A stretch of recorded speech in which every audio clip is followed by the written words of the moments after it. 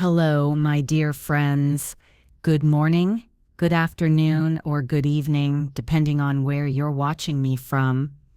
My name is Lorraine Mitchell Patterson. I'm 63 years old, and I come from a small town in the Midwest called Cedarville, Iowa, population 3,200. For most of my life, I've been known as the lady who runs the best alterations and tailoring shop in town, the one who can fix any dress, mend any tear, and make your clothes fit like they were custom made just for you. But today, I'm not here to talk about hemlines or stitching. Today, I'm here to share a story I never thought I'd have the courage to tell anyone. A story that tore my heart into 1,000 pieces, but also taught me that it's never, absolutely never too late to reclaim your dignity. The story I'm about to tell you is so painful that for years I didn't share it with even my closest friend. It's one of those stories that makes you question everything you thought you knew about your family, about love, about trust. Because imagine what you would do if one day you discovered that the person you loved most in the world, along with the person you trusted most, had betrayed you in the cruelest way possible for 14 years. And not just that, but your entire family. Absolutely everyone knew about it and never said a word to you.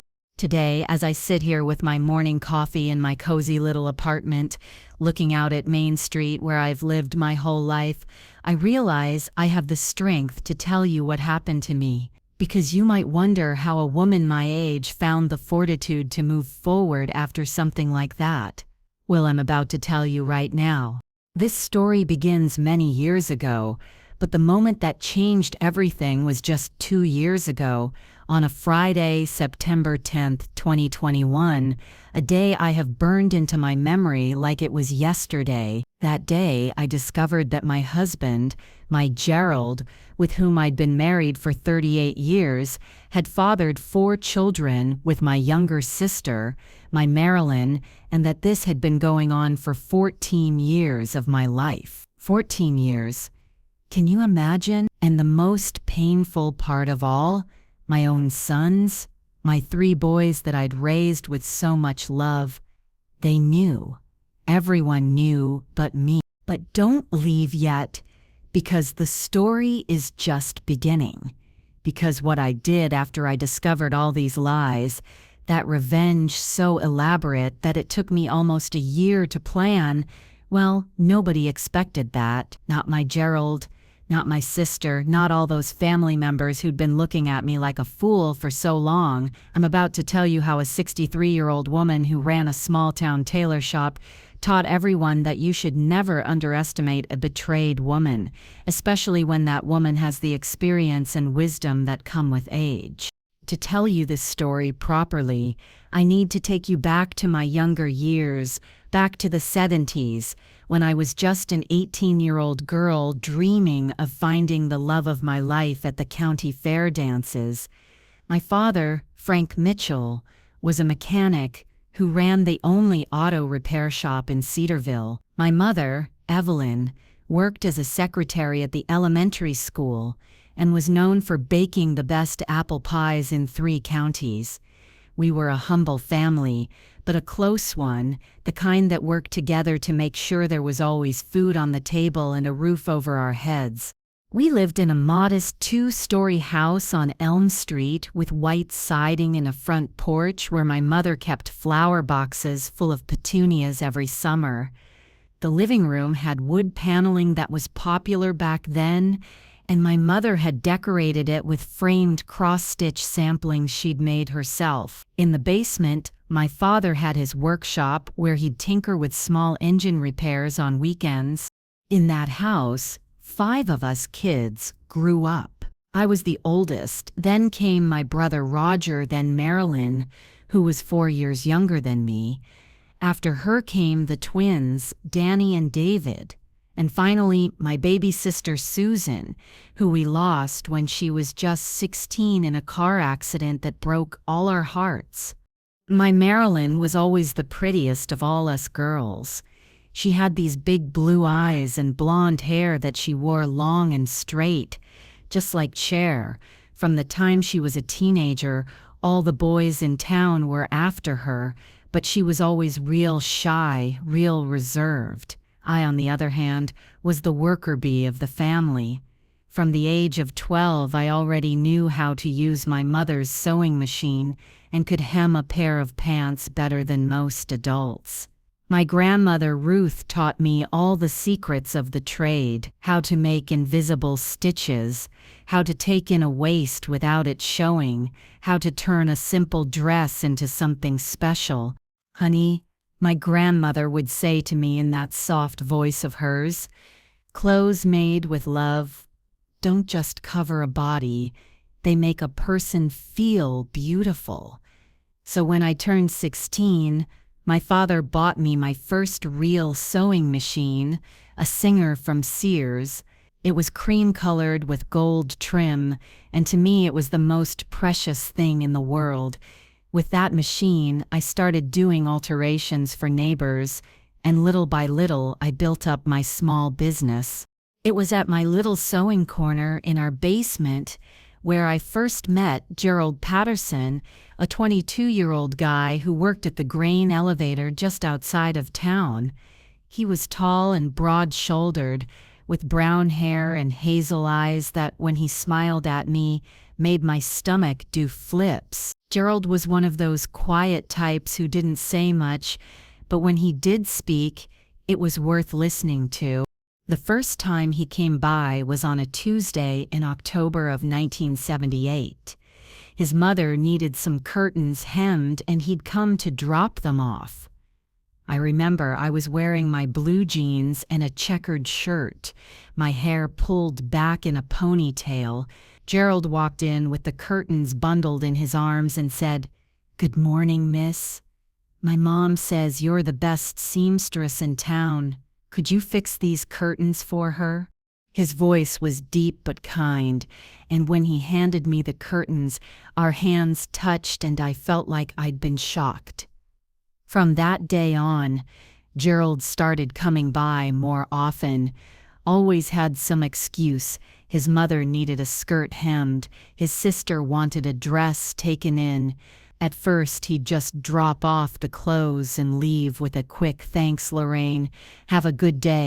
But gradually, we started talking more. He'd tell me about his work at the elevator, about how hard the harvest season was, about his dreams of maybe running his own farm someday. I'd tell him about my plans to expand the business, maybe open my own shop, become known throughout the county for my work. By December of that year, Gerald wasn't just my customer anymore. We'd started dating the traditional way, like folks did back then. He came to ask my father's permission to court me, and my father, after asking him about his family and his intentions, gave his blessing. Gerald was the son of Howard Patterson, who farmed corn and soybeans on 200 acres, and Nancy Patterson, who was known for her prize-winning canned preserves at the county fair.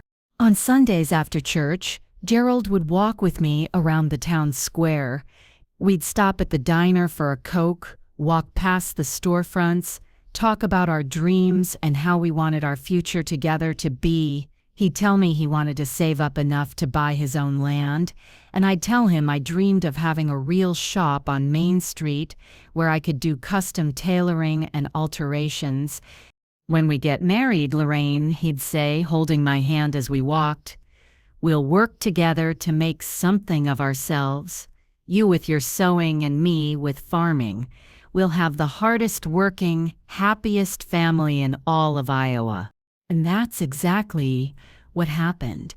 We got married on June 14th, 1980 at the First Methodist Church on Main Street with a ceremony at 11 in the morning. I was 23 years old and he was 20. My dress was simple, made of white satin that I'd sewn myself over 6 months, working on it every evening after I closed up my sewing corner.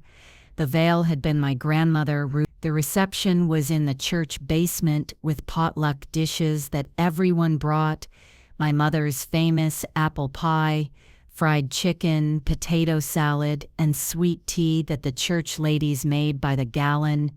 We had a local band play country music, and we danced until midnight. I remember that night when we were finally alone as husband and wife. Gerald took my hands and said, "Lorraine, I swear to you before God that I'm going to love you and respect you for the rest of my life, that you'll never want for anything, and that we'll raise whatever children the good Lord gives us to be good, hard-working people." And I believed him. Oh, how I believed him. I believed him with all my soul, with all the innocence of my 23 years, and with all the hope of a woman in love who thought she'd found her partner for life. The first years were like a fairy tale. We moved into a small rental house on the edge of town, a little 2-bedroom place with a big backyard where I could have my sewing room in the spare bedroom. Gerald got promoted to assistant manager at the grain elevator, and I kept building my alteration business. Between the two of us, we made enough to live comfortably. No luxuries, but no real struggles either. By the end of 1981, I was expecting our first child, my Gerald Jr. Oh, what joy I felt when Doc Harrison confirmed I was pregnant. Gerald was so happy he told everyone in town. "I'm gonna be a dad," he'd say, and you could see that genuine happiness in his eyes of a man living his dream. My pregnancy was smooth, and my Gerald took care of me like I was made of glass. He wouldn't let me lift anything heavy, and when I got really big, he'd help me with the sewing, cutting fabric, and organizing pins. Our first son was born on June 20th, 1982, healthy and beautiful, chubby with a set of lungs you could hear from the street. Gerald cried when he saw him, and so did I. He was our first blessing, the proof of our love. 2 years later came our second son, Kenneth, and 3 years after that our youngest boy, Stephen. During those first years of marriage, my sister Marilyn was still living at home with our parents. She was 18 when I got married, and she was a real quiet girl who helped our mother around the house and didn't seem too interested in getting married herself. She had plenty of suitors, that's for sure, because like I said, Marilyn was always the prettiest of us sisters, but she'd turn them all down, saying she wasn't ready for marriage. My Gerald was always real respectful with my sister. When we'd visit my parents on Sundays, he'd greet her politely, ask about her health and what she'd been up to, but always keeping appropriate distance. I never noticed anything weird, no strange looks, no behavior that made me suspicious. Marilyn acted normal too. She'd play with my boys when they were little, help me with them when I needed to run to the store or go to a doctor's appointment. The first 15 years of my marriage were the happiest of my life. My alteration business grew so much that I wasn't just working out of my spare bedroom anymore. I'd rented a small storefront on Main Street, right between the hardware store and the pharmacy. I had my own shop with a sign that said Lorraine's Alterations and Tailoring in gold letters on the window. Gerald had worked his way up to manager at the grain elevator and was making decent money. We'd danced to buy our own house, a nice 3-bedroom ranch on Maple Drive with a big backyard where I had my workshop in the garage, and Gerald could tinker with his truck. Our 3 boys were growing up healthy and strong. Gerald Jr. was in high school and would help me at the shop after school, learning to use the cash register and talk to customers. Kenneth was 11 and was the studious one, always had his nose in a book, and my youngest, Stephen, who was 8, was the comedian of the family, always cracking jokes and making us all laugh. My husband Gerald had become a respected man in town. He was the kind of guy who, when he spoke at the grain elevator co-op meetings, everyone listened. He never missed Sunday church, always contributed to the volunteer fire department fundraisers, and was a Little League coach for Stephen's baseball team. The neighbors saw us as a model family, the kind that makes it through hard work and good values. At home, Gerald was an attentive and loving husband. Every day when he got home from work, he'd kiss me on the forehead and ask me how my day was. On Saturdays, he'd help me with the grocery shopping at the Piggly Wiggly, carrying the bags and joking with the checkout ladies. My sister Marilyn, by those years, was 31 years old and still single.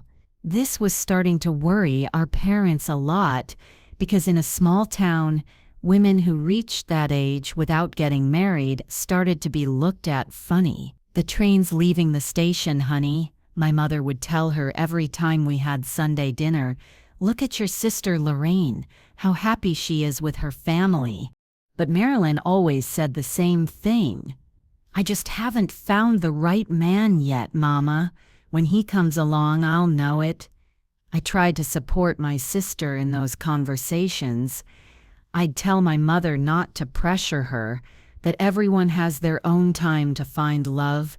"Leave her be, Mama," I'd say. "When God wants Marilyn to find her soulmate, she'll find him. Can't force these things." Marilyn always thanked me for those words. She'd tell me I was the best sister in the world, that she appreciated me sticking up for her. It never occurred to me to think that my younger sister might be hiding some terrible secret. During those years, Marilyn came to my house a lot. Since she didn't have kids of her own, she'd become like a second mother to my boys. She'd come by in the afternoons, when they got home from school, and help them with their homework while I finished up alterations at the shop. She'd take them to the park, play catch with them in the backyard, read them stories before bed when Gerald and I had to go to some town event. My boys adored their Aunt Marilyn. "Aunt Mary's here," they'd yell when they saw her coming down the street, and they'd run to hug her. She always brought them something: candy bars, baseball cards, comic books. She was so loving with them, so patient. She'd scold them when they misbehaved, but never harshly, always with that sweetness that was just her nature. Gerald also had a good relationship with my sister. When she'd come to the house, he'd greet her respectfully. "Afternoon, Marilyn. How are you doing?" Marilyn would always answer real formally. "Just fine, Gerald. Thank you. How about yourself?" They didn't talk much, just the necessary pleasantries. Gerald would ask her about our parents, about what she'd been up to, general things. I never saw them talking alone. Never noticed any strange looks between them, but now, looking back on those years with the perspective that later events gave me, I realized there were some details that at the time didn't seem important. For example, Marilyn always seemed to know when Gerald was going to be home from work. If he normally got home at 6 but was going to be late because of a meeting, she somehow knew about it. "Gerald's gonna be late tonight because of that co-op meeting," she'd say. And I figured she'd heard it from my boys or from some comment I'd made that I didn't remember. I also remember that Marilyn started paying more attention to how she looked when she came to my house. Before, she'd show up in her regular clothes, hair pulled back in a simple ponytail, but gradually she started arriving more dressed up, with her hair styled nice, wearing prettier blouses, a little bit of lipstick. I thought maybe there was some guy in town she liked and she was dressing up to look nice when she left my house. Another thing that now strikes me as odd is that Marilyn always knew very specific details about Gerald's life. She'd know if he'd had problems at work, if his back was bothering him, if he'd had a disagreement with one of the other managers. "How'd you know Gerald had a headache yesterday?" I'd wonder sometimes. But then I'd think maybe my boys had told her or she'd noticed when he came home.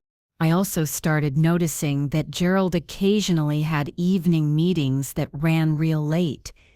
"There's just so much work at the elevator," he'd explain. "We're planning for the fall harvest and have to review all the contracts with the farmers," or the board called an emergency meeting to review the budget for new equipment. He always had reasonable explanations, and I believed him because Gerald had never been a liar.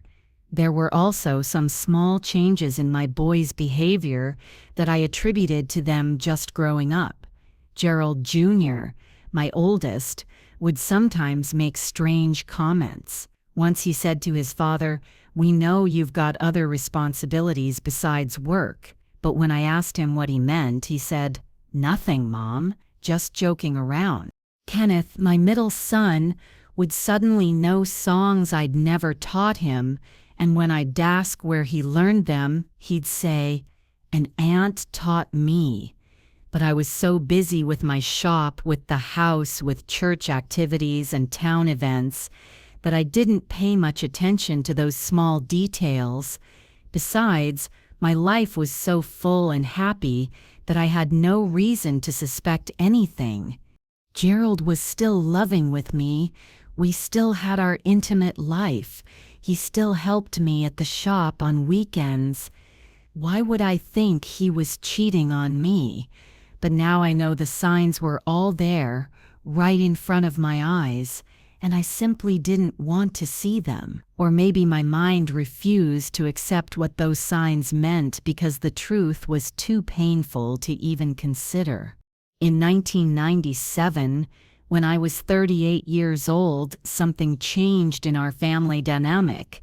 My sister Marilyn announced that she'd decided to get her own place and was moving into a little house she'd rented near downtown. "It's time I made my own life," she told us during Sunday dinner at my parents' house. "I'm 32 years old. It's time I had my own space." My parents weren't too happy about the decision. "Why do you want to live alone?" my mother asked her. "You've got everything you need here, and besides, you help us with the bills." But Marilyn stood firm in her decision. "Mama, I need my independence. Don't worry, I'll still visit just as much as always." The little house Marilyn rented was small but cute, on Oak Street near the town square.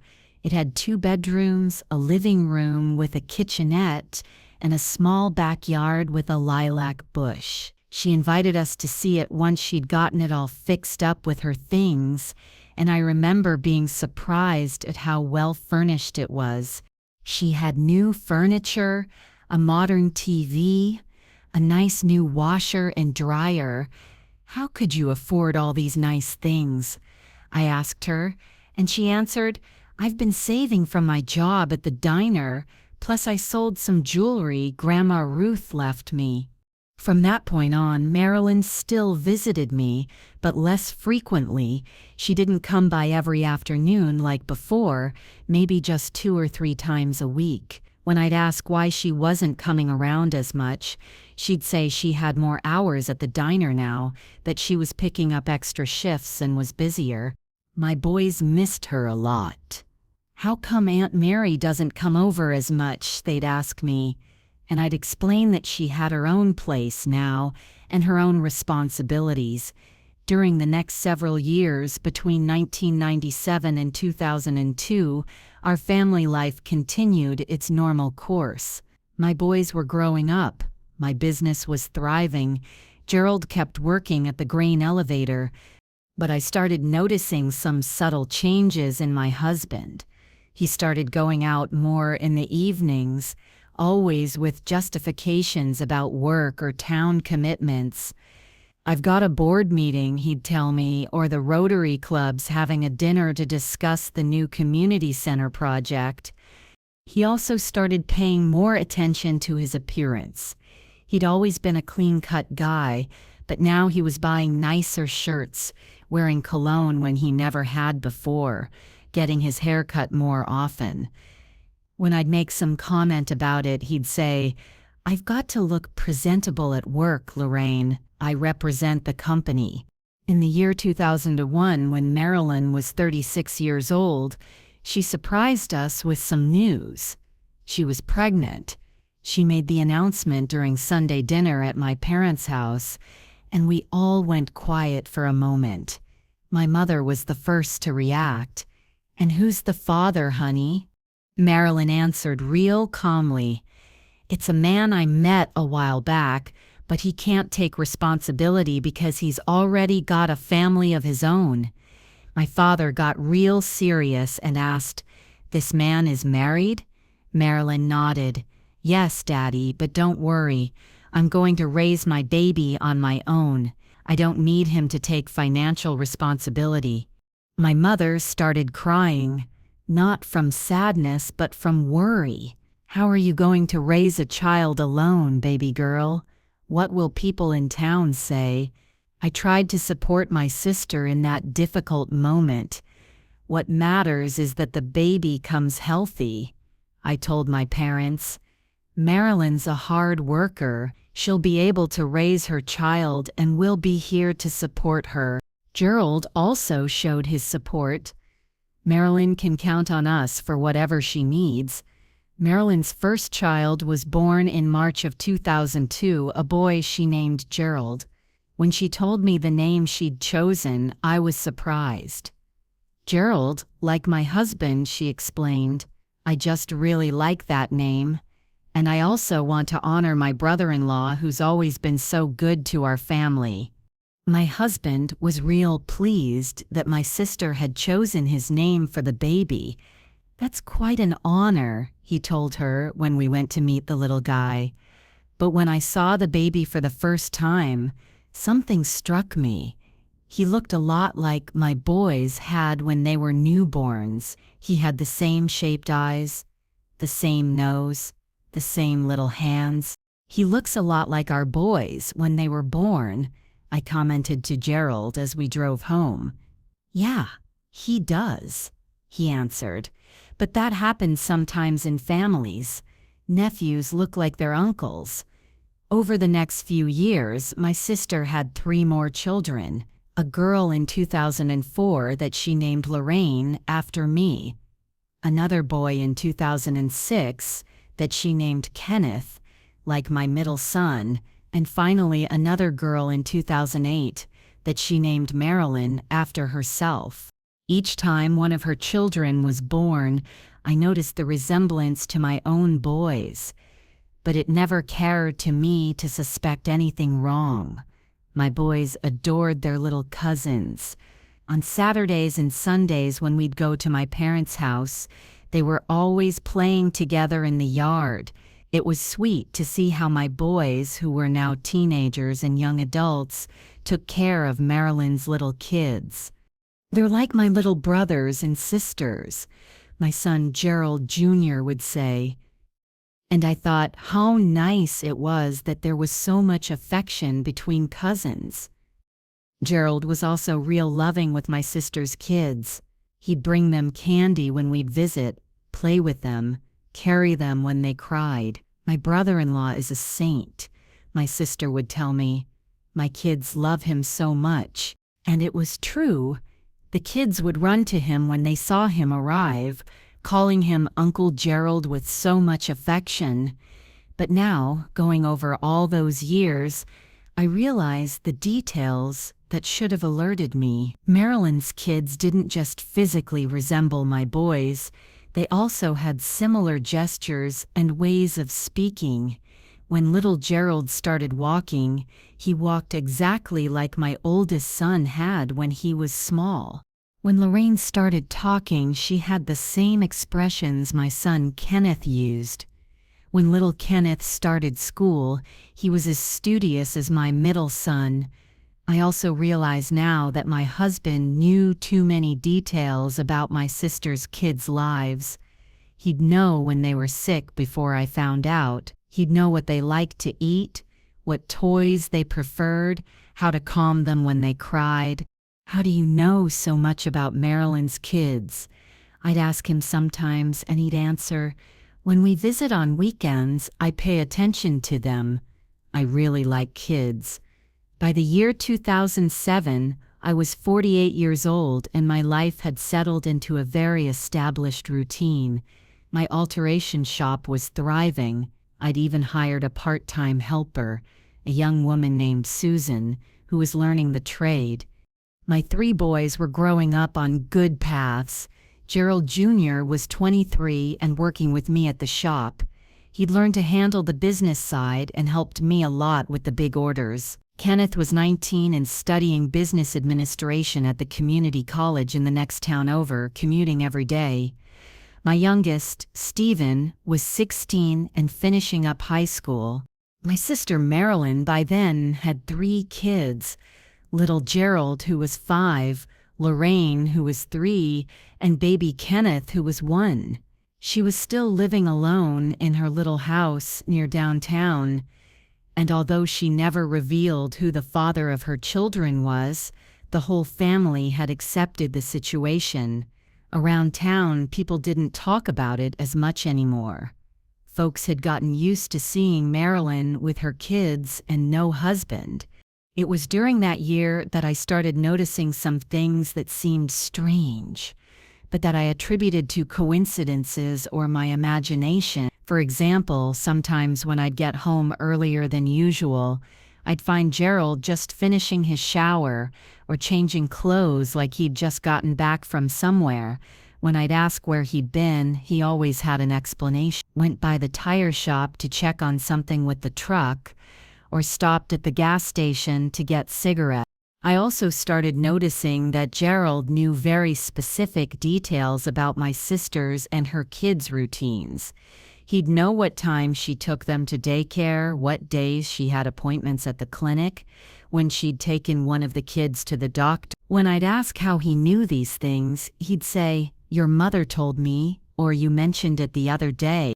My own boys also started making comments that seemed odd to me. One afternoon, Kenneth came home from college and said, "Mom, I saw Dad coming out of Aunt Marilyn's house." When I asked Gerald about it, he explained, "Marilyn asked me to come fix a leaky faucet in her kitchen. Didn't she tell you?" I didn't remember my sister mentioning anything, but I didn't think much of it either. Another time, my youngest, Stephen, commented during dinner, "Aunt Mary's kids have toys that look just like the ones we had when we were little." It was true. When we'd visit my sister, I'd noticed her kids had toy trucks, dolls, and games real similar to what my boys had had years before. Gerald explained it to me. Probably someone who knew what our boys liked gave them to her, or maybe Marilyn noticed what we bought for our boys and got the same things. In 2008, when Marilyn announced she was pregnant again with her 4th child, my mother asked the same question. "Same man, honey?" My sister nodded. "Yes, Mama. You all know he's a married man who can't take responsibility publicly, but he does help me financially with the kids' expenses." That really struck me as odd. How was it possible that a married man kept having relations with my sister after all these years? And how could he help her financially without his wife finding out? When I asked Marilyn about this, she said, "It's complicated, Lorraine. The man cares about me and loves his kids, but his family situation doesn't allow him to do things openly." During my sister's pregnancy, I noticed Gerald was real attentive to her condition. He'd know when she had doctor's appointments, how she was feeling, what symptoms she was having. "Why do you know so much about Marilyn's pregnancy?" I asked him once, and he answered, "When we go to your parents' house, I always ask about her. She's my sister-in-law. It's natural that I'd be concerned about her well-being." My sister's 4th child, Marilyn, was born in August of When I went to meet her at the hospital, the first thing that struck me was how much she looked like me when I was a baby, according to the photos I'd seen. She had exactly the same little face, the same dimples, the same long eyelashes. "How curious," I commented to the nurse. "This baby looks just like me when I was born." The nurse answered, "That happens in families, ma'am. Genes repeat themselves." But it wasn't just the physical resemblance that caught my attention. I also noticed that Gerald seemed to know the baby real well, like he'd already had contact with her before. He held her so naturally, knew how to calm her when she cried, knew exactly what position she liked to be in. During the months following little Marilyn's birth, I started noticing some patterns that seemed strange. For example, every time one of Marilyn's kids got sick, Gerald seemed to find out before I did. "Your sister's little Lorraine has a fever," he'd tell me, and when I'd ask how he knew, he'd say, "I ran into your mother at the grocery store and she told me." I also noticed that Gerald would occasionally come home with medicines I hadn't asked him to buy. "I took these vitamins to your sister for the kids," he'd say, or "I bought this cough syrup in case Marilyn needs it for one of the little ones." When I'd ask how he knew what medicines my sister needed, he'd say, "Your mother asked me to pick them up." My boys also started making more comments that seemed strange to me. My son Gerald Jr. once said to me, "Mom, have you noticed that my little cousins look a lot like we did when we were kids?" I told him yes, I'd noticed that, and he added, "Sometimes I think they look more like siblings than cousins." But when I asked why he said that, he answered, "I don't know, Mom, just a feeling." My son Kenneth also made a similar comment. One afternoon when we'd gone to visit my sister, he said to me, "Mom, little Kenneth has exactly the same birthmark I have on my arm." It was true, they both had a small brown mark in the same spot on their left arms. When I mentioned it to Marilyn, she said, "How curious, right? Must be a family thing." By the year 2010, my sister already had 4 children, and I already had some vague suspicions, but I hadn't verbalized them even to myself. It was more like an uncomfortable feeling, like when you know something's not right, but you can't identify exactly what it is. What bothered me most was my own boys' attitude toward their cousins. They treated them with a special kind of affection, different from what you normally feel for nephews and nieces. It was like there was a deeper connection. "We've got to take care of our little cousins," my son Stephen would say, and the way he said it made me think there was something more behind his words. It also struck me that my boys never asked questions about the father of Marilyn's kids. In a small town where everybody's in everybody else's business, my boys never showed curiosity about who their cousin's dad was. It was like they already knew the answer, like it was something they didn't need to ask about. One day, in December of 2010, I decided to do something I'd never done before, to follow Gerald when he said he was going to an evening meeting at the grain elevator offices. I stayed awake until he fell asleep, then real quietly I slipped out of the house and walked toward downtown. But when I got to the elevator offices, the place was completely dark and locked up. There was no meeting. That night, I went back home real confused and worried. Where had Gerald gone if there was no meeting at the grain elevator? Why had he lied to me? When he got home, around 11 at night, I asked him how the meeting went. "Real good," he answered. "We discussed the budget for the spring planting season," but I knew he was lying to me. From that night on, I started paying closer attention to my husband's movements and behavior. I started noticing patterns I'd overlooked before. His evening meetings always coincided with nights when I had a lot of work and went to bed early. His emergency board calls always happened on days when my boys had activities out of town and wouldn't be home until late. I also started realizing that Gerald knew too many intimate details about my sisters and her kids' lives. He knew what food they liked, what songs she sang to them at bedtime, what scared them, how she consoled them when they cried. That kind of knowledge you only get when you have daily, close contact with children. But even so, my mind resisted accepting what all these clues were suggesting.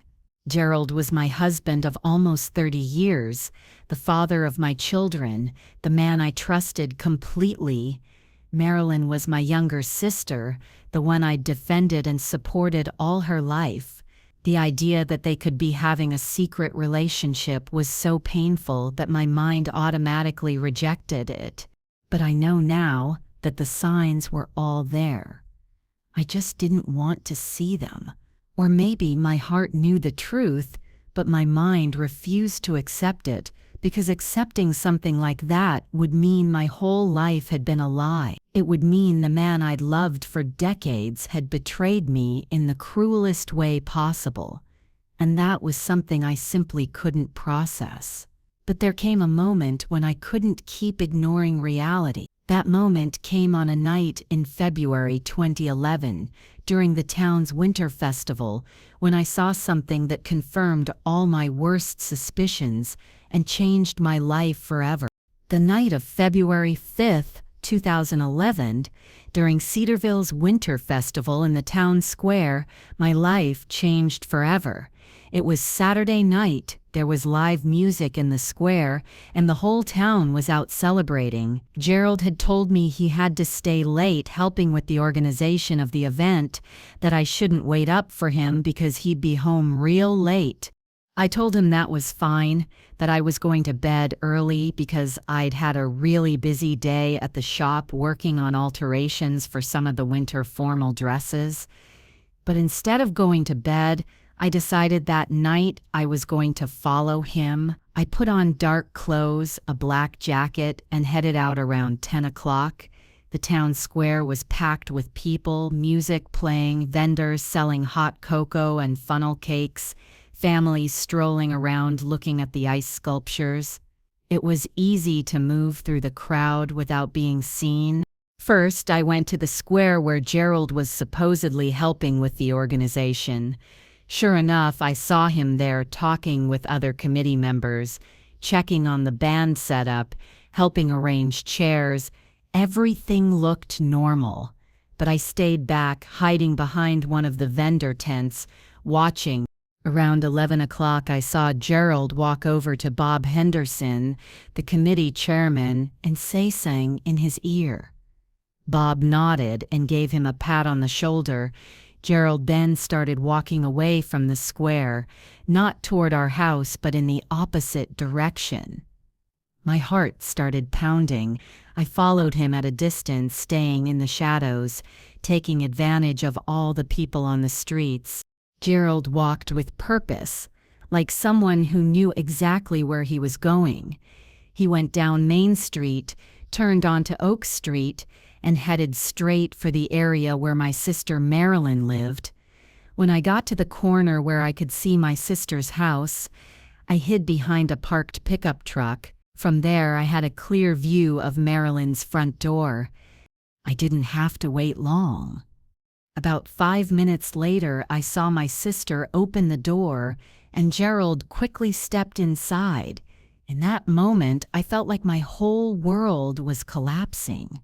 My legs started shaking, my stomach turned, and I had to lean against the truck to keep from falling. There was the confirmation of what I'd been suspecting for months. My husband entering my sister's house at 11 at night, in secret, while the whole town was at the festival. I stayed there hidden behind that truck for over 2 hours. At 12:30, the fireworks announced the end of the main festivities, and people started heading home. But Gerald didn't come out of my sister's house. 1 in the morning, 1:30, 2 o'clock. I was still there, shaking from cold and rage, but I needed to see how long he'd stay. Finally, at 2:15 in the morning, Marilyn's door opened. Gerald came out, but he didn't come out alone. My sister walked him to the door, and they kissed, a long, tender goodbye kiss. The kind of kiss only two people who love each other share. After the kiss, Marilyn caressed his face tenderly, and he took her hand and kissed it. That image burned into my mind forever. My husband of 30 years kissing my younger sister at her doorstep at 2 in the morning, the biggest betrayal I could imagine, multiplied by 2, the betrayal of my husband and the betrayal of my sister. When Gerald started walking toward our house, I took off running a different route to get home before him. I got home, quickly changed out of my clothes, put on my nightgown, and got into bed pretending to be asleep. My heart was beating so loud I was sure he'd hear it. Gerald came home around 2:30. He came in real quiet, trying not to make noise. He went to the bathroom, brushed his teeth, put on his pajamas, and got into bed next to me. When he settled in, I pretended to wake up and asked him, "What time is it, honey? How was the festival?" He answered with complete naturalness, "It's about 2:30. Festival was real nice, but I stayed late helping clean everything up." In that moment, lying next to the man who'd just lied to my face, who'd been with my sister while I waited at home, I felt a mix of emotions I'd never experienced. Pain, betrayal, humiliation, rage, disbelief.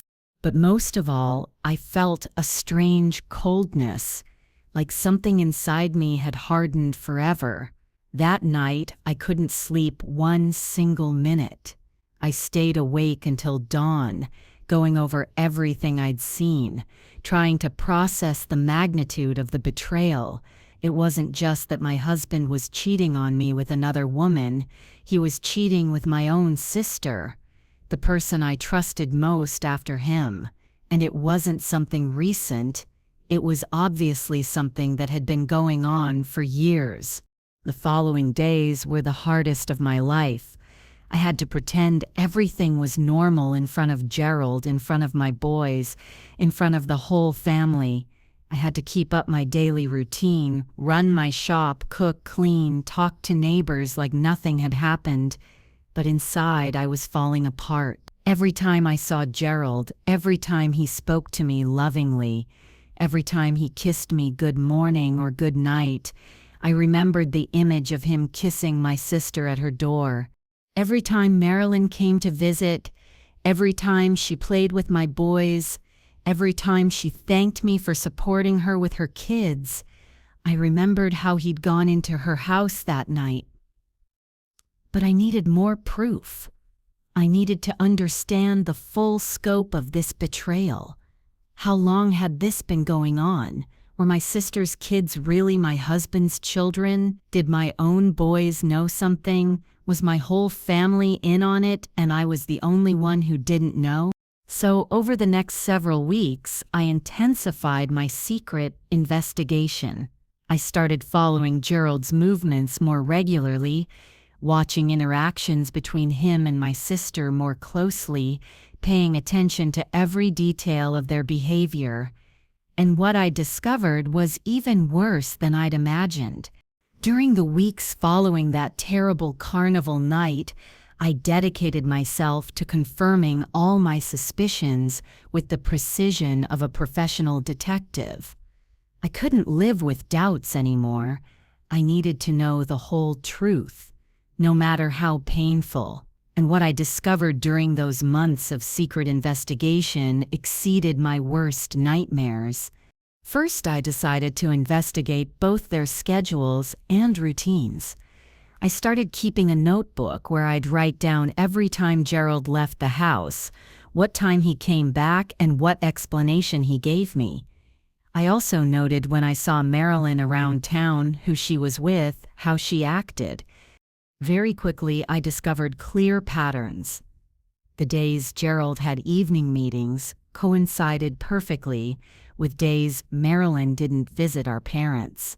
The days he came home late from work were the same days she didn't show up at the diner during her usual shifts.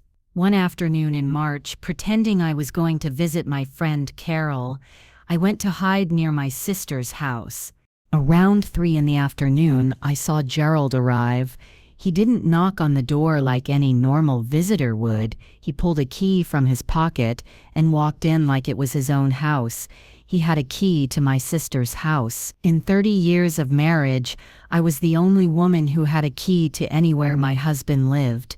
And now I discovered my sister had one too. I stayed watching for 2 hours. At 5:15, Gerald came out of the house, but before he left, my sister came out with him to the door.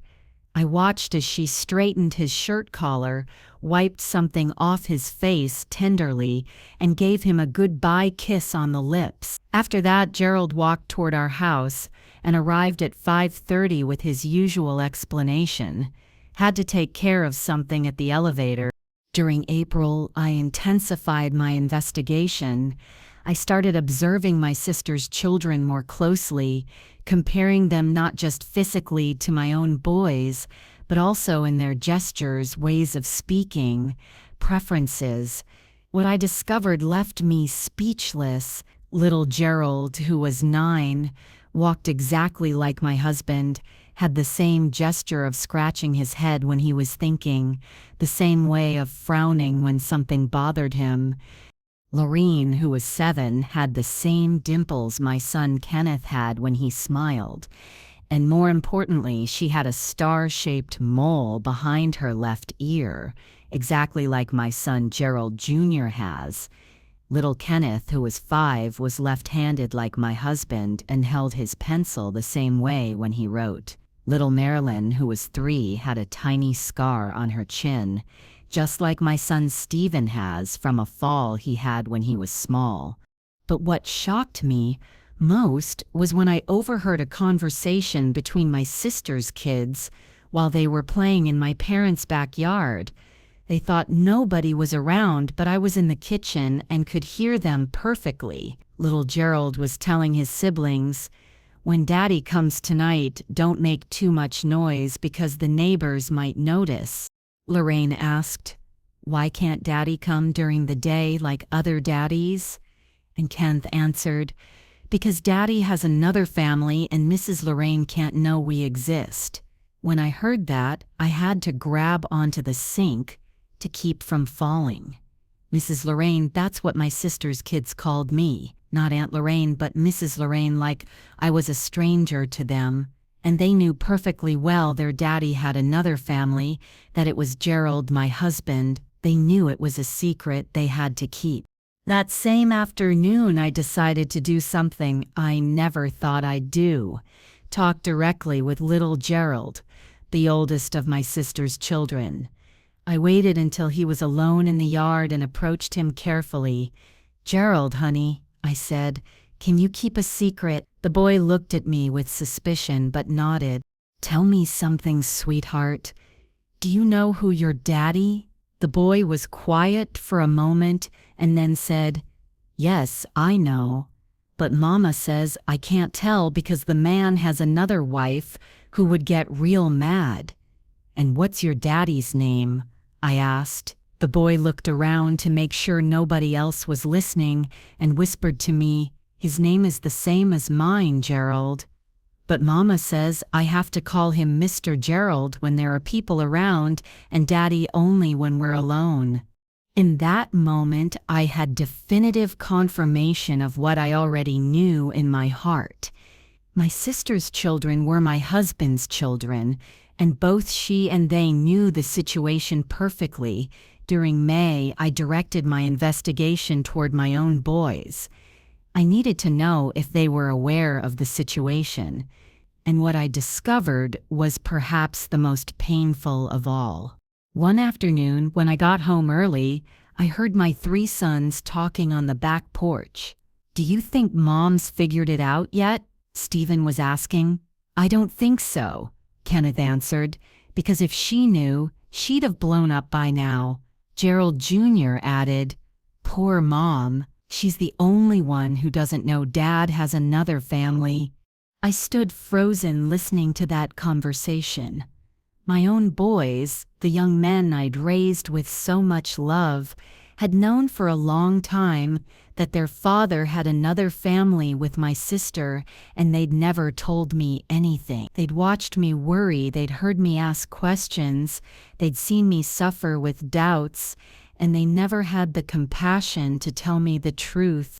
That night, I confronted my oldest son, Gerald Jr. I said, "I need you to answer me with complete honesty. Do you know something about your father that I don't know?" My son got real nervous and tried to dodge the question. "What are you talking about, Mom?" "Don't play dumb with me," I said. "Your father has children with my sister." My son was quiet for a long time and finally said, "Mom, we all thought you already knew, but just didn't want to talk about it. Everyone knew." I asked, "Who else knows?" My son sighed deeply and confessed the whole truth to me. "Mom, the whole family knows. Grandma and Grandpa, the uncles, everyone. Dad and Aunt Marilyn have been together for about 14 years. Her 4 kids are our half-siblings. We take care of them because they're our family." In that moment, I felt like I'd been stabbed in the chest. Not only had my husband and sister betrayed me for years, but my whole family, absolutely everyone, knew and had decided to keep me in the dark. My parents knew and never told me. My brothers knew and stayed quiet. My own children knew and let me live in a lie. "Why didn't you ever tell me?" I asked my son with tears in my eyes. "Because we thought it was better that way, Mom. Dad asked us not to tell you so you wouldn't suffer. He said you were too fragile and the news could really hurt you." "Fragile?" I shouted. "I've been working since I was 16 years old. I've raised 3 sons. I've run a business for 30 years, and you think I'm fragile?" Over the next few days, I confronted every single member of my family one by one. My parents confirmed they'd known everything from the beginning.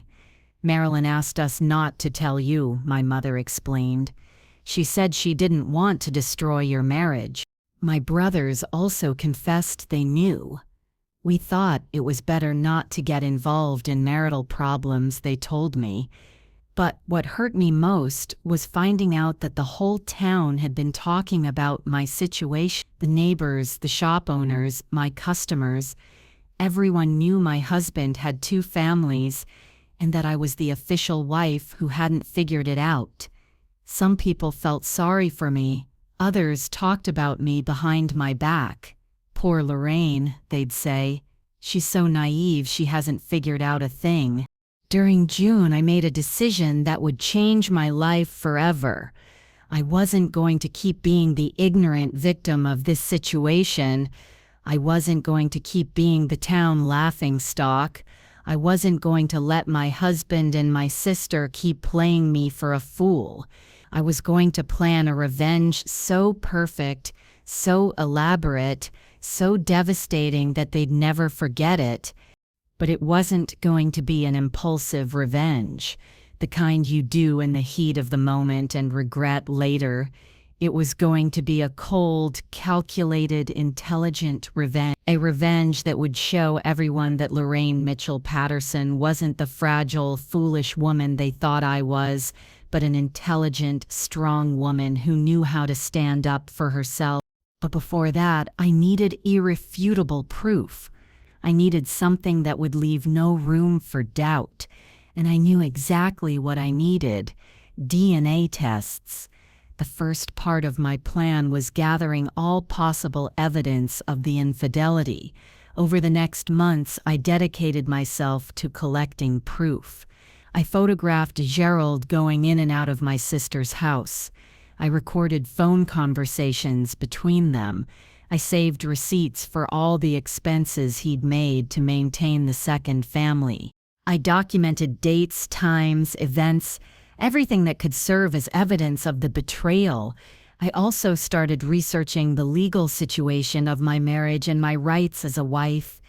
I secretly went to a lawyer in the next town, a woman named Elizabeth Morrison, who explained my options. "Ma'am," she told me, "you have a right to half of all assets acquired during the marriage. If your husband has been spending family money maintaining another family, that can also be considered in a divorce." But my plan wasn't limited to just a divorce. That would have been too simple, too common. What I wanted was poetic justice, something that would really teach everyone the lesson they deserved. I wanted them to feel the same humiliation I'd felt. I wanted them to experience the same betrayal I'd experienced. I wanted the whole town to know the truth, but in a way that would mark them forever. But the most important thing was getting DNA proof.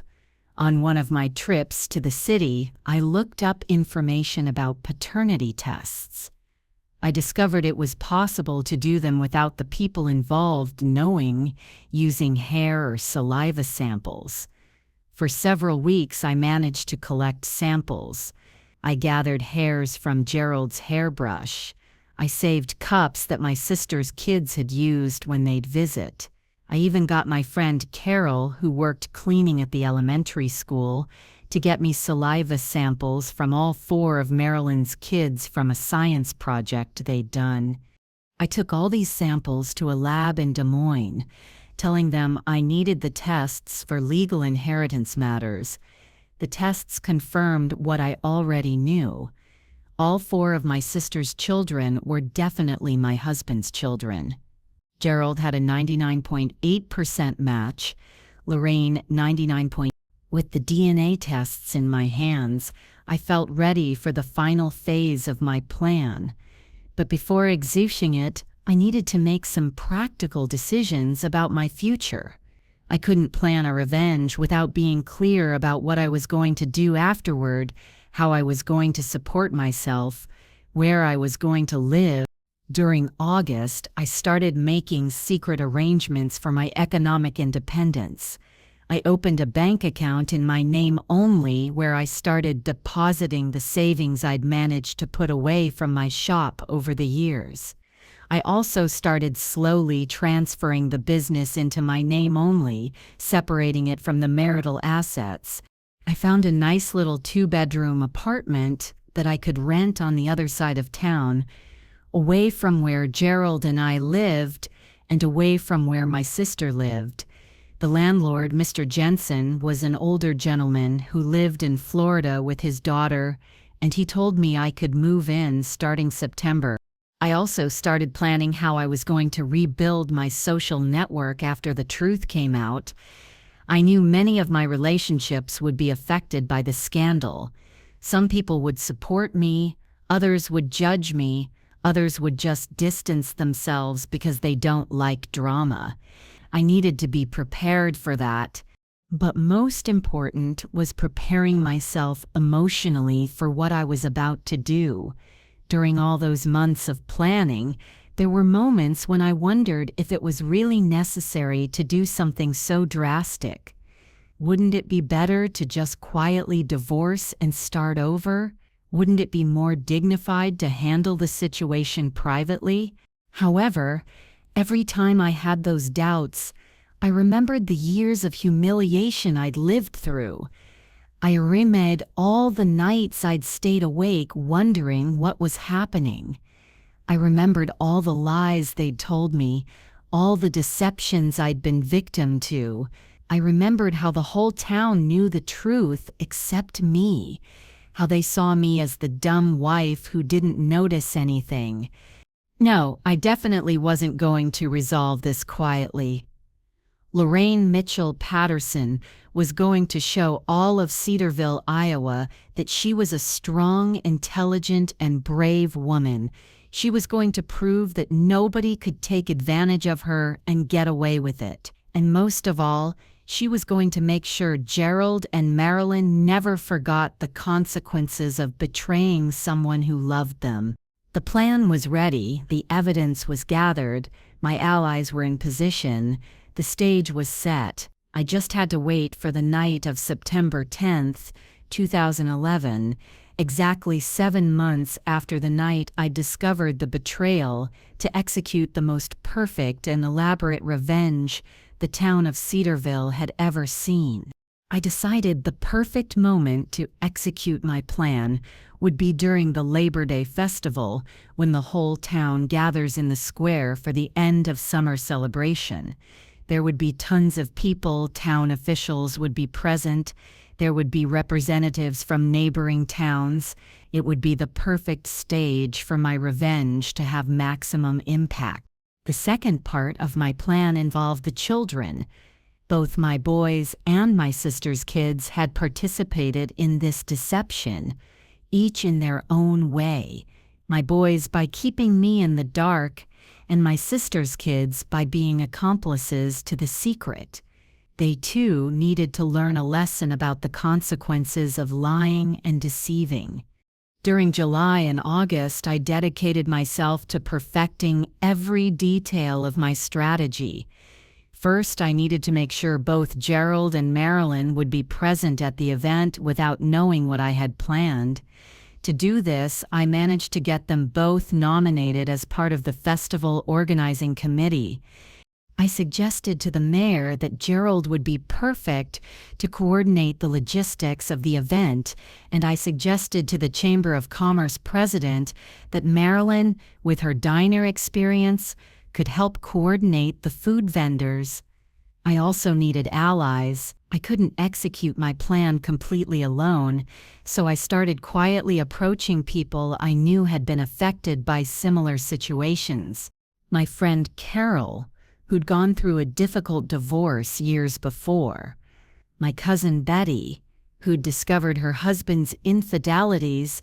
My neighbor from the shop, Joyce, who'd always suspected something odd about my husband's schedule. One by one, I started telling them pieces of my story, not the whole truth at once, but gradually letting them come to their own conclusions. Have you noticed how Gerald seems to know so much about Marilyn's kids? I'd ask Carol, does it seem normal to you that a married man would have a key to his sister-in-law's house? I'd comment to Betty, gradually these women became my allies, ready to help me when the moment came. The night of September 10th, 2011, the whole town of Cedarville had gathered in the town square for the annual Labor Day festival. It was the biggest celebration of the year, and there were people from all the surrounding towns. Whole families showed up in their nicest clothes. There were vendors selling corn dogs and cotton candy, a country band playing, carnival games for the kids, and of course the town officials who were going to give the opening speech at 7 o'clock. I'd spent the whole week preparing for this moment. I'd bought myself a new dress, a beautiful royal blue one with white trim, the kind elegant ladies wear for special occasions. I'd gotten my hair done at Shirley's Beauty Salon on Main Street. I wore my pearl earrings that had been my grandmother Ruth's, and I'd put on a little makeup to look presentable. I wanted the whole town to see me looking perfect, because this night was going to be the most important night of my life. Gerald had arrived early at the square as a committee member. He was wearing his best suit, the navy one he wore to weddings and important ceremonies. I saw him talking with town officials, supervising the band setup, checking that everything was ready for the ceremony. He looked calm, with no idea his life was about to change forever.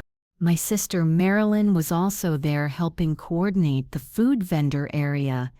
She'd brought her 4 kids, all dressed up nice for the occasion. The little ones were running around playing with my boys and other town kids. Everything looked like a perfectly normal family scene, one of those nights we'd remember fondly for the rest of our lives. Nobody had any idea what was coming. My allies were all present and in position, though they appeared to be enjoying the festival like everyone else. My friend Carol was with her family near the stage where they'd give the opening speech. My cousin Betty had arrived with her kids and was chatting with other relatives. My neighbor Joyce was with her husband near the food vendors. They all knew something was going to happen, but they didn't know exactly what or when.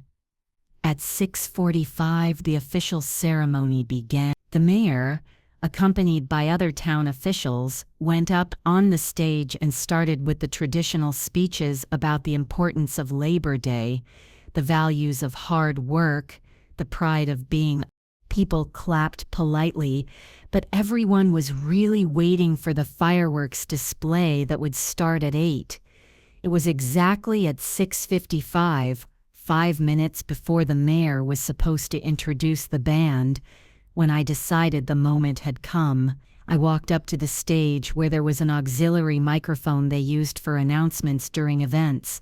The young man in charge of sound was Carol's son, and she'd already explained to him that I needed to use the microphone for an important community announcement. "Excuse me," I said to the mayor. "I need to use the microphone for just a moment to make a very important announcement for our community." The mayor looked a bit confused, but since I was well known in town and respected for my work, he handed me the microphone without asking questions. "Of course, Lorraine. Go ahead." I took the microphone with trembling hands, but with a heart full of determination. The whole square went quiet, waiting to hear what I had to say. I saw the faces of all the people I'd known for decades, families who'd been my customers for years, neighbors who'd watched me grow up and raise my family, and I also saw the faces of Gerald and Marilyn looking at me from different spots in the square with curiosity, having no idea what was about to happen. "Good evening, people of Cedarville," I began in a clear, strong voice. "And good evening to all our visitors from neighboring towns. My name is Lorraine Mitchell Patterson. I'm 63 years old, and for over 30 years I've been the wife of Gerald Patterson, who's here with us tonight." In that moment, I saw Gerald's expression change completely, from curiosity to concern and then to what looked like pure terror. He took a few steps toward the stage, like he wanted to stop me. But my friend Carol and her husband quietly positioned themselves in his way, blocking his path. I also want to acknowledge my younger sister, Marilyn Mitchell, who's also here tonight with her 4 children, Gerald, Lorraine, Kenneth, and Marilyn, I continued, watching my sister turn pale as a ghost. Some of you might have wondered who the father of these beautiful children is, since my sister never married but always seemed to have the resources to take good care of them. The murmuring started growing in the crowd. People began to realize this wasn't an ordinary announcement, but something much more serious. I saw faces showing anticipation, curiosity, nervousness. Some people who already knew the truth seemed to be holding their breath, waiting to see what would happen.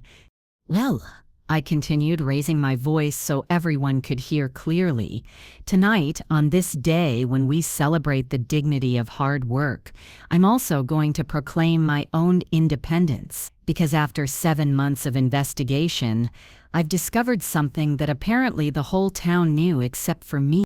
At that moment, I pulled out a large envelope from my purse that contained all the evidence I'd gathered. The photographs, the receipts, the lab documents, all perfectly organized.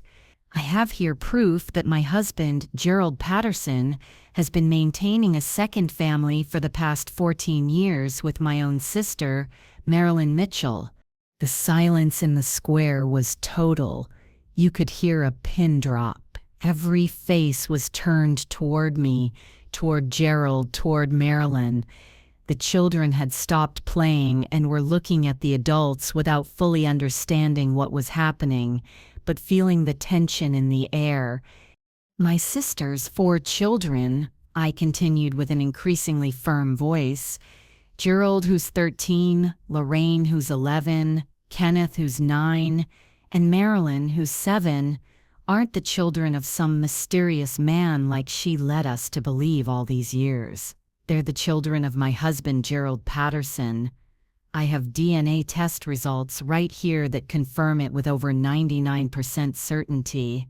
I held up the folders so everyone could see them, and the murmuring in the square turned into a roar of voices. People started talking among themselves, pointing, expressing their shock. Some looked genuinely surprised. Others seemed to be confirming what they already knew. I saw faces showing indignation, pity toward me, judgment toward Gerald and Marilyn. But that's not all, I continued, raising my voice above the noise. I've also discovered that practically my whole family knew about this. My parents knew, my brothers knew, my own sons knew. Many of you, dear neighbors, also knew. Everyone decided to keep me in the dark because they thought I was too fragile to handle the truth. At that moment, I directed my gaze straight at Gerald, who was standing about 60 feet from the stage, completely motionless, like a statue. "Gerald Patterson," I said, speaking directly to him, but with the microphone so everyone could hear. "For 38 years of marriage, I gave you my youth, my trust, my unconditional love. I supported you in all your endeavors. I worked to help with household expenses. I raised our 3 sons with dedication and love, and you repaid me with the greatest betrayal you can inflict on a wife, cheating on me with my own sister." Then I turned my gaze to my sister, who was trying to quietly slip away with her kids, but my cousin Betty and some other ladies had strategically positioned themselves to block the exits from the square.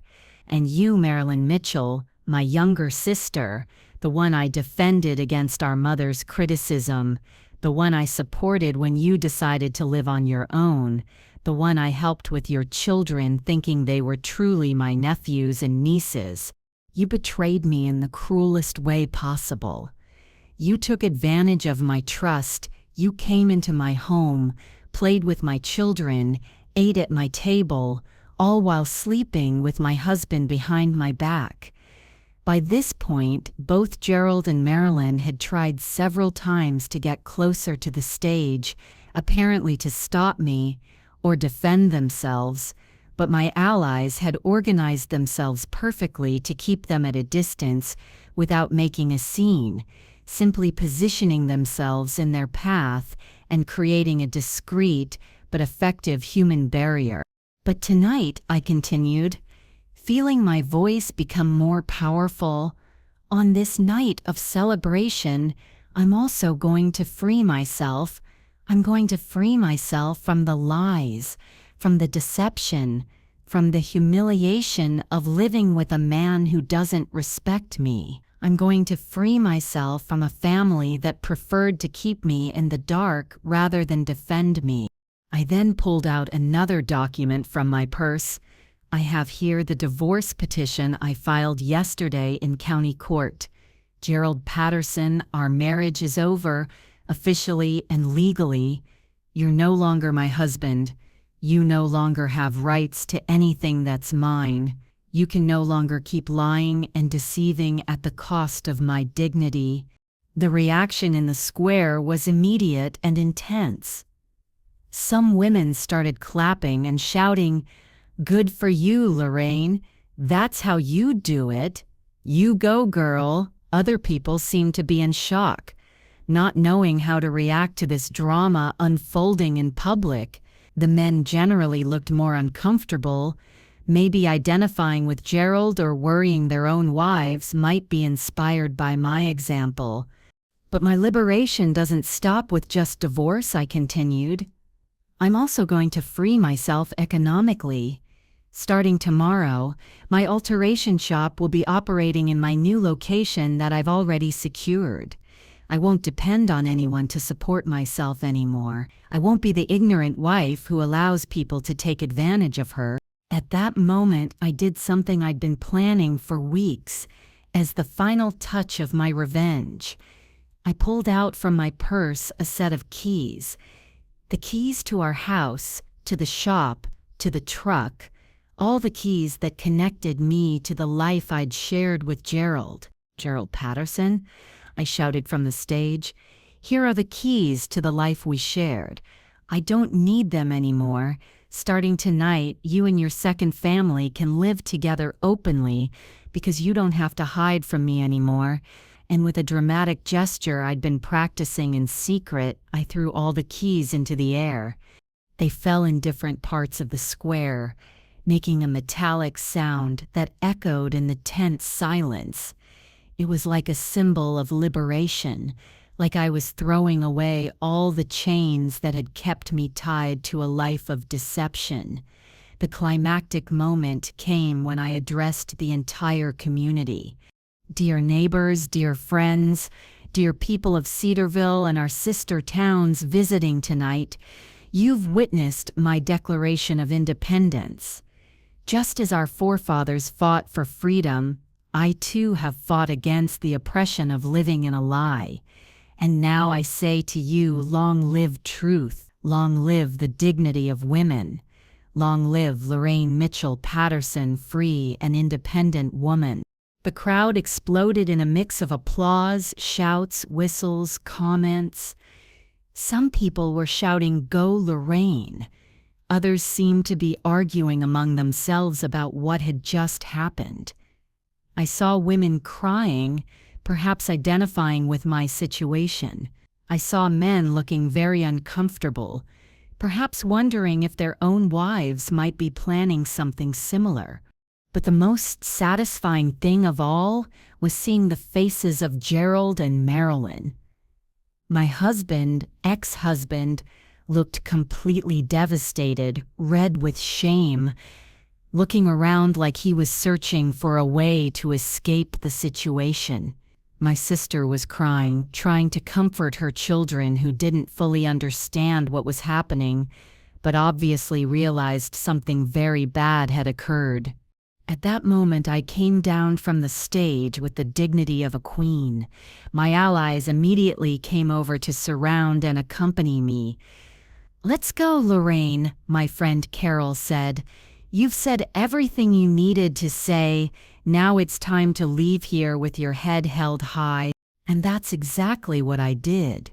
I walked out of that square slowly, head held high, waving to the people who were applauding me like I was a hero who'd just liberated her town. But my revenge wasn't finished there. As I left the square, I knew the real impact of what I'd done was just beginning. The days following the night of September 10th were like a hurricane that completely transformed life in Cedarville, Iowa. My public declaration had been like throwing a stone in a calm pond. The ripples spread in ever-widening circles, reaching every family, every business, every conversation in town. The next day, Saturday, September 11th, I woke up in my new apartment with a feeling I hadn't experienced in years. Complete peace. For the first time in decades, I didn't have to wonder where my husband had been the night before. I didn't have to make excuses for his strange behavior. I didn't have to pretend I didn't notice inconsistencies in his stories. I was free, completely free. My friend Carol came by early with fresh coffee and donuts from the bakery. "Oh, Lorraine," she said with a huge smile, "you don't know what the town's like. Everyone's talking about what you did last night. The women are saying you're their hero, that you gave them courage to face their own problems." She told me that at the grocery store, at church, at the diner, everywhere people were talking about brave Lorraine who'd put her cheating husband in his place. But she also filled me in on the reactions of those involved. Gerald had spent the night at his parents' house because when he went to our house, which was now just mine, he found I'd changed the locks. His parents, Howard and Nancy, were furious, not with me, but with him. "How could you humiliate Lorraine like that?" His mother had yelled at him. "That woman gave you the best years of her life, and you repaid her this way." My sister Marilyn, according to my cousin Betty, had packed up her and her kids' things that same early morning and left town. She didn't tell anyone where she was going, just disappeared, taking only the essentials. The little house she'd been renting was empty, with the door standing open and some furniture abandoned. Neighbors said they'd seen her leave around 5 in the morning in a taxi from Des Moines. My sons had very different reactions. Gerald Jr., my oldest, came to my new apartment Sunday morning looking remorseful. "Mom," he said with tears in his eyes, "forgive me for not telling you the truth sooner. You're right, we should have told you everything from the beginning."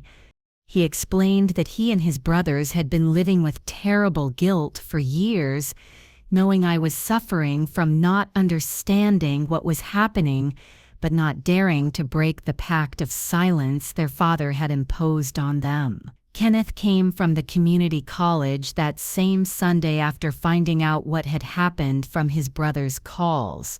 "Mom, I feel terrible," he said. "I knew it was wrong to keep this secret, but Dad convinced us it was better for you not to know. Now I realize all we did was prolong your suffering." He asked for my forgiveness and promised that from now on I could count on him for everything. My youngest son, Stephen, was the hardest one for me to forgive. When he came to see me Monday afternoon, he still had a defensive attitude. "Mom, I understand you're angry, but we didn't have a choice. Dad made us swear we wouldn't tell you. He said if you found out, you'd blame us for not protecting the family." I had to explain to him very clearly that protecting the family and protecting lies and deception are two very different things. But gradually, over those first weeks, I was able to rebuild my relationship with all 3 of my sons. They understood they'd made a mistake by keeping me in the dark, and I understood they'd been in a very difficult position, torn between loyalty to their father and love for their mother. I forgave them, but I also made it very clear that from now on our relationship would be based on complete honesty, with no secrets of any kind.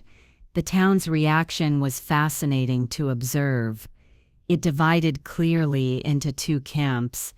The women, for the most part, supported me completely. They said I'd done the right thing, that I'd had tremendous courage, that I was an example for other women going through similar situations. "Lorraine taught us it's never too late to stand up for our dignity," Joyce said at the diner. "We should all have her guts." The men, on the other hand, were divided. Some condemned Gerald and said he'd acted like a lowlife. "A man who cheats on his wife with her own sister doesn't deserve respect," commented Tom Wilson at the hardware store. But others thought I'd gone overboard with the public humiliation. Marital problems should be handled privately, they'd say, not by making a spectacle in the town square. But what satisfied me most was seeing how my example had started inspiring other women in town. Over the following weeks, 3 more women confronted their husbands about infidelities they'd been silently tolerating. One of them, Frances Baker, discovered her husband had a second family in Cedar Rapids. Another, my neighbor Joyce, found out her husband had been stealing money from their joint account to spend on other women. And the third, Martha Stevens, discovered her husband had been lying about his business trips. My alteration shop not only survived the scandal but thrived like never before.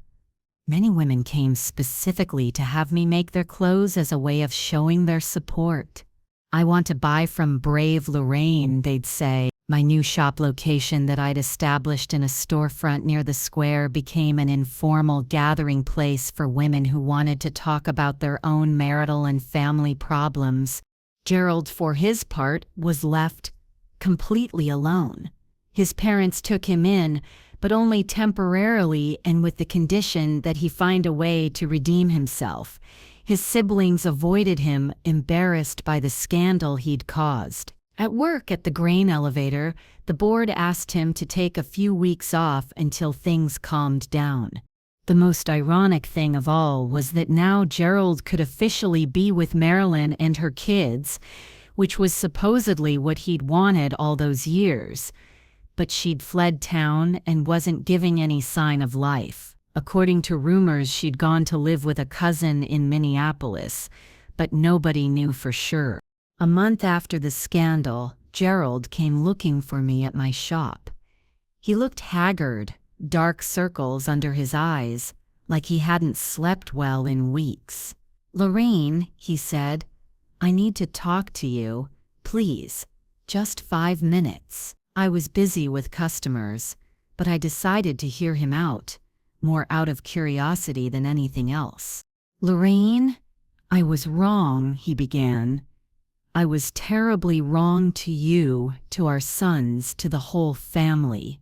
I don't know how I got into this situation. At first, the thing with Marilyn was just a mistake, a moment of weakness, but then it got complicated. The children were born, and I didn't know how to get out of it. He told me he was sorry, that he wanted me to give him another chance, that he was willing to cut off completely with Marilyn and dedicate himself only to our family. But I wasn't the same woman I'd been a month before. "Gerald," I answered with a calmness that surprised even me, "you had 38 years to be a good husband. You had 14 years to confess the truth and ask for my forgiveness. You had thousands of opportunities to choose to do the right thing. Now it's too late. I'm no longer your wife. I'm no longer your responsibility, and you're no longer mine." I explained to him that I'd found a peace and happiness I hadn't felt in years, that for the first time in decades I felt like I owned my own life, free to make my own decisions without having to guess at lies or justify strange behavior. "I'm not angry with you," I told him, "but I don't need you either. I learned to live without you, and it's a much better life." Over the following months, I established a completely new routine. I'd get up at 6 in the morning to open my shop, work until 3 in the afternoon, and in the afternoons I'd participate in activities I'd never had time for when I was married. I joined the church women's group that organized charity events, started taking line dancing classes at the community center, and got involved in the Chamber of Commerce committee that organized town festivals. I also established a completely new relationship with my sons, without having to mediate between them and their father, without having to maintain family harmony at the cost of my own happiness. I could connect with them in a more authentic way. Gerald Jr. became my business partner, handling the administrative side and helping me with the big orders. Kenneth visited every weekend from the community college and used his business knowledge to help me better organize the shop's finances. Stephen, after working with me for several months, decided to go study in Chicago, but he visited regularly and helped me financially when he could. 6 months after the scandal, I got news from my sister, Marilyn. A letter arrived that she sent through my cousin Betty. In the letter, she asked for my forgiveness, explained she'd left town because she couldn't bear the shame of what she'd done, and told me she was working as a seamstress in a garment factory in Minneapolis to support her children. She also said she'd decided to cut off all contact with Gerald, that she didn't want to keep living in lies and deception. Her letter ended by saying, "Lorraine, I know I don't deserve your forgiveness, but I want you to know I deeply admire the courage you had to face the situation. You taught me that a woman can be strong and brave at any age. Someday, if God wills it and you allow it, I'd like to be able to ask for your forgiveness in person. In the meantime, I'm trying to be a better mother to my children and a better person in general." I didn't answer the letter right away. I needed time to process my feelings toward her. The anger and pain were still there, but I'd also started feeling something like pity. Marilyn had lost her family, her home, her community, all for a relationship that in the end had led nowhere. Her children had had to adapt to a new life far from everything they'd known. In a way, she'd paid a very high price for her actions. A year after my revenge, the town had returned to a certain normalcy, but things had changed permanently. My story had become a local legend, the kind of story women tell each other as an example of courage and dignity. Remember when Lorraine put her cheating husband in his place at the Labor Day festival? Had become a common phrase. Gerald had managed to get work at a grain elevator in a neighboring town and only came to Cedarville on weekends to visit his parents and our sons. He looked older, more tired, like he'd aged several years in those months. Our encounters were minimal and always cordial, but distant. He'd finally accepted that our marriage was over forever. For me, that year had been one of incredible growth and transformation. I'd discovered I was stronger and more capable than I'd ever imagined. My business was thriving, my family relationships were more honest and satisfying, and I'd found a community of women who supported and respected me. For the first time in my life, I felt completely in control of my destiny. Today, as I finish telling you this story that changed my life forever, 2 years have passed since that memorable night of September 10th, 2011. My life was completely transformed, but not in the way I would have expected when I was a young wife dreaming of a perfect marriage. It was transformed in a much better way. I became the strong, independent, and brave woman who'd always been inside me but had never had the chance to flourish. My alteration shop is no longer just a shop. It's become a small boutique where I sell custom-made dresses and do high-end tailoring. I have 3 employees helping me, all women who've been through difficult situations in their marriages or with their families. My boutique is called Lorraine's New Beginning, and it's become a gathering place for women from all over the county who come not just to buy clothes, but to talk, to open up, to support each other. My relationship with my sons has strengthened in ways I never imagined.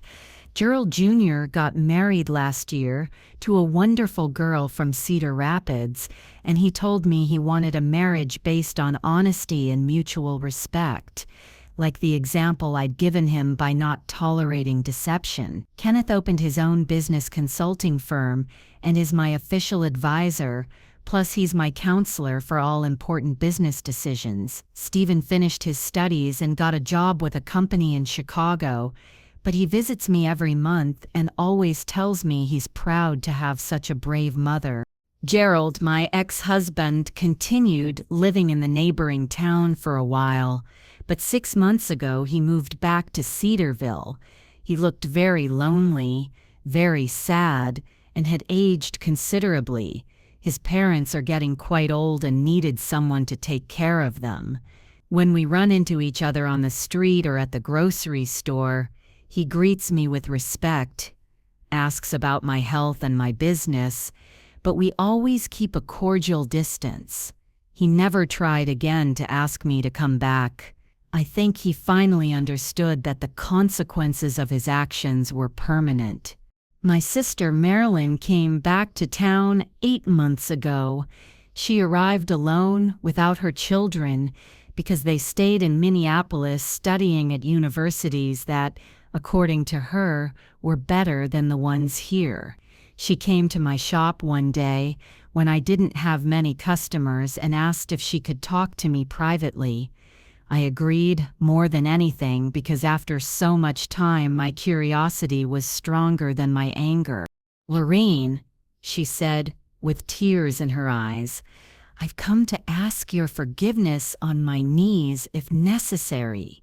I know what I did was unforgivable, that I betrayed you in the worst possible way.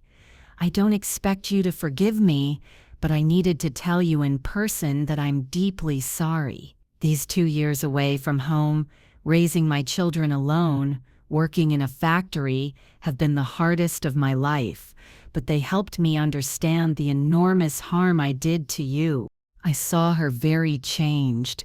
She was no longer the spoiled younger sister I remembered, but a woman who'd matured the hard way, who'd learned what it cost to make it on your own. She told me her children constantly asked her why they'd had to leave town, why they couldn't see their father, why they'd lost their whole family.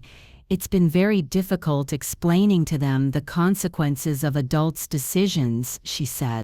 After listening to her for over an hour, I decided it was time to let go of that weight I'd been carrying too. Marilyn, I said, I'm not going to lie and tell you it didn't hurt what you did. It hurt tremendously, and for a long time I hated you. But I've learned that carrying hatred is like taking poison and expecting the other person to die. I don't hate you anymore, but I also can't say I trust you or want to have a close relationship with you. I explained that I could forgive her as a sister because she was part of my family and because we all make mistakes in life, but that our relationship would never be the same as before. We can say hello on the street, we can be cordial at family gatherings, but you're not going to be my confidant anymore. You're not going to be the sister I trust my secrets to. Marilyn accepted my terms with humility. She told me she understood perfectly, that she didn't expect more than that, and that she felt grateful that at least I didn't hate her forever. Now she lives in our parents' house. Since they're quite elderly and need someone to take care of them, she works doing embroidery to sell at craft fairs, and occasionally we run into each other at the store or at our parents' house. We talk about general things, the weather, our parents' health, how business is going, but never about personal or intimate things. The most surprising thing about this whole process has been discovering the woman I always was inside. For so many years, I defined myself as Gerald's wife or as Gerald Jr., Kenneth and Stephen's mother. Now I define myself as Lorraine Mitchell Patterson, businesswoman, independent woman, example of strength for other women, and it feels wonderful. My story became famous, not just in Cedarville, but in all the neighboring towns. Women often come from other places to meet me, to ask for advice on how to face similar situations. Some have told me my example gave them the courage they needed to leave difficult marriages, to report infidelities, to demand respect from their families. A month ago, a lady from Iowa City came to my boutique specifically to meet me. Mrs. Patterson, she said, you can't imagine how many women admire you. You taught us it's never too late to reclaim our dignity, that we don't have to put up with humiliation just because we're older. She told me she'd confronted her husband about an infidelity she'd been tolerating for years, and that although it was very painful, she now felt free and at peace. I've also had the opportunity to help other women in more practical ways. In my boutique, I work with women who've come out of difficult situations. I give them jobs and support them while they get reorganized. We've formed a kind informal support network where we help each other with advice, small loans, childcare, job references. One of my employees, Susan Miller, came out of a marriage where her husband was unfaithful and emotionally abusive. She came to my boutique a year ago asking for work, and now she's my right hand in custom design. Another, Martha Johnson, discovered her husband had been stealing money from their joint account to spend on gambling. Now she works with me in the afternoons and has started her own catering business. Seeing how these women have rebuilt their lives fills me with satisfaction. It makes me feel that my painful experience served something larger than just my own liberation. It served to demonstrate that mature women aren't disposable, that we don't have to settle for anything just because we're older, that we deserve respect and dignity at any age. My love life has also had surprises. 6 months ago, I met Robert Miller, the lawyer who helped me with the divorce. He's a widower. He's 67 years old, and he's a completely different man from Gerald. He's educated, respectful, honest, and he treats me like a queen. I don't know if our friendship will turn into something more serious, but for the first time in decades, I'm open to the possibility of finding true love. The most important thing is that I've learned to love myself.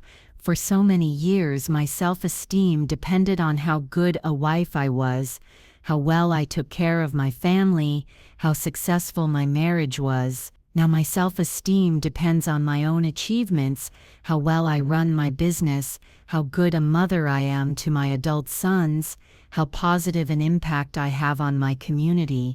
Every morning when I wake up in my apartment, which is no longer rented but my own because I was able to buy it with the profits from my boutique, I feel grateful for the life I've built. It's a life I never would have imagined when I was a 23-year-old wife, but it's an authentic, honest, and completely mine life.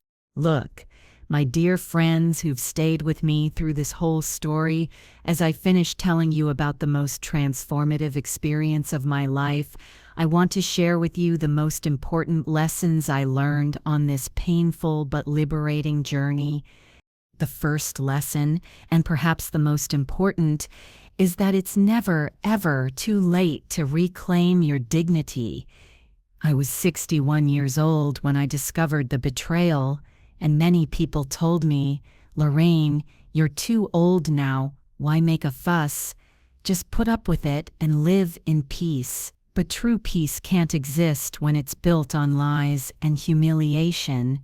True peace only comes when we live in truth, however painful it may be. The second lesson is that women are much stronger than we ourselves believe. For decades, I saw myself as a weak woman who depended on her husband for everything. I thought that without Gerald, I wouldn't be able to make it, that I'd die of sadness or hunger. But when I had to face reality, I discovered I had an inner strength I'd never explored. I had skills, intelligence, work capacity, and above all, an iron will when it came to defending what was right. The third lesson is that forgiveness doesn't mean accepting mistreatment. For a long time, I confused being a good person with putting up with everything without complaining. I thought that a Christian woman, a good wife, a loving sister, had to forgive everything no matter how serious the offense. But I learned that true forgiveness includes setting clear boundaries and real consequences for people who hurt us. I forgave Gerald and Marilyn, but that didn't mean I was going to keep allowing them to treat me badly. The fourth lesson, and this one's very important for women my age, is that our life doesn't end at 60. Society makes us believe that after 55, all we have left is to wait quietly, take care of grandchildren, and settle for whatever we have. But I discovered that at 61 years old, I could start a completely new life, more authentic and satisfying than the one I'd lived in my younger years. I also learned that revenge, when done intelligently and for the right reasons, can be an act of justice and liberation. I'm not talking about cruel or destructive revenge, but calculated actions that put things in their place and teach important lessons. My revenge wasn't just to hurt Gerald and Marilyn, it was to reclaim my dignity, to show the town I wasn't a fool, and to inspire other women to stand up for themselves. Another very important lesson is that true family isn't necessarily blood family, but the people who support us, respect us, and truly love us. My blood family kept me in a lie for years. My true family turned out to be my friend Carol, my customers, my employees, the women who've come seeking my support and advice. These are the people who celebrate my triumphs and hold me up in difficult times. I also learned that total honesty, even when it hurts, is always better than well-meaning lies.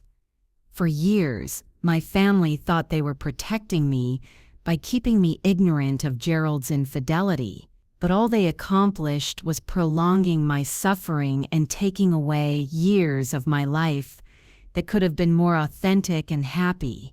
Now, in all my relationships, with my sons, with my friends, with Robert, complete honesty is the foundation of everything.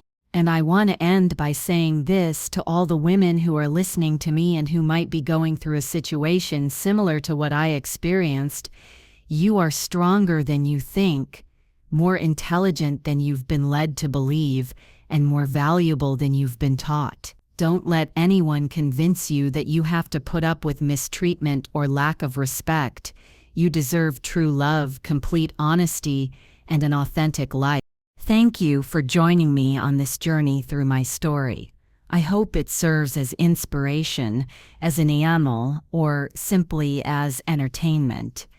But most of all, I hope it reminds you that it's never, ever too late to reclaim our dignity and live the life we truly deserve. May God bless you all, and may you have the courage to always be true to yourselves, no matter what people say or how difficult the path may seem. Until next time, and remember, it's never too late to be brave.